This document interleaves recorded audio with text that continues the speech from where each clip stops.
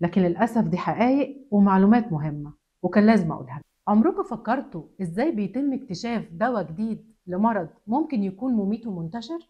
تعالوا أقول لكم ده بيحصل إزاي.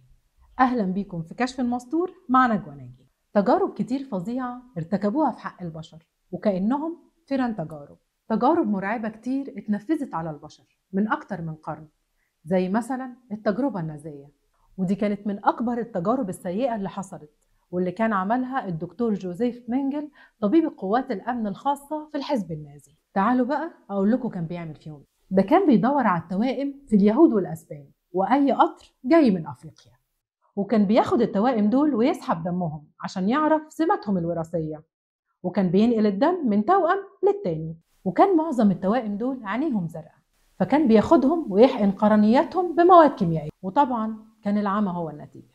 ومش كده وبس، ده النازيين كمان استخدموا المساجين في اختبار الأمراض المعدية زي الطاعون والزهري والسيلان وأمراض تانية كتير، وأجبروا كتير منهم إن هم يقعدوا بدرجات حرارة منخفضة جدا لدرجة التجميد، وبعد كده ياخدوهم ويحطوهم في مية سخنة. لا، واللي كان بيموت منهم ما كانوش بيدفنوه، دول كانوا بيشرحوه.